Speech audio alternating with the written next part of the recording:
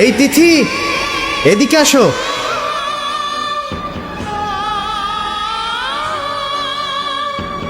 তিথি, কেমন আছো? আমি ভালো আছি। আমার তো বিশ্বাসই হচ্ছে না যে তোমাকে আমি সামনাসামনি দেখতে পাচ্ছি। তোমার মেয়ে না? মাশাআল্লাহ, খুব সুন্দর, একদম পুরো তোমার মতো হয়েছে। হাজবেন্ড একদম পুরো পিওর জেন্টলম্যান। তিথি কে ইনি? ফ্রেন্ড, তিথির অনেক আগের বন্ধু। দুলা ভাই, এই সেই রুদ্র। কি ব্যাপার, তোমরা এখনো এখানে দাঁড়িয়ে আছো? ট্রেন এখনো আসেনি? না, ট্রেন আসতে মনে হয় একটু টাইম লাগবে। আসো মামা, আপনাকে খুব চেনা চেনা মনে হচ্ছে। আরে চেনা চেনা তো লাগবেই। ও হচ্ছে তিথি সেই না বলো ভালোবাসা, যার জন্য তিথি বিয়েটাই ভেঙে দিয়েছিল। ও আচ্ছা, আপনি সে। তিথির তাহলে বিয়ে হয়নি? না, হয়নি। চলো না বাবুর জন্য কিছু খাবার নিয়ে সিট নেই।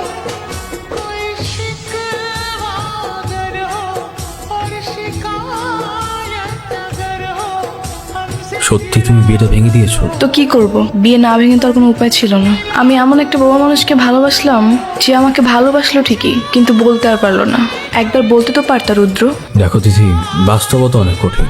ভালোবাসলেও সেই সময়টাতে ভালোবাসি বলার মতো সিচুয়েশন ছিল। ছেলেটার মা মৃত্যুসজ্জায় ছিল। দিন রাত 24টা ঘন্টা ছেলেটার মায়ের মৃত্যু ভয়ে তার দিন কাটত। ভাগ্যের কি দিন পরিণত, ছেলেটার মায়ের আগে তার বাবা চলে যায়। ঠিক সেই সময় তোমার বাবা এসে বলে তোমার বিয়ে ঠিক হয়ে গেছে। তখন সেই ছেলেটার কি বা করার ছিল বলো? তাই বলে এভাবে হারিয়ে যাবা? যাকে ভালোবাসি তাকেই যদি না পাই, থেকেই বা কি করবো? তুমি জানো না রুদ্র, তুমি হারিয়ে যাওয়ার পর আমি তোমাকে প্রত্যেকটা সেকেন্ড, প্রত্যেকটা মিনিট কতটা মিস করেছি।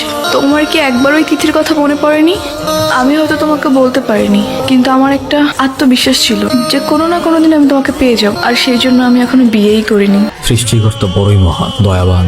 তিনি আমার প্রতি নির্দয় হতে পারতেন, কিন্তু তিনি নির্দয় নন। জীবনের সবকিছু হারিয়ে ছেলেটা যখন সৃষ্টিকর্তার কাছে বারবার মুক্তি চাইতো, অতঃপর দেখো আমার জীবনের সবকিছু সৃষ্টিকর্তা কেড়ে নিলেও বেঁচে থাকার জন্য আমার ভালোবাসার মানুষকে তুমি আবার ফিরিয়ে দিয়েছো।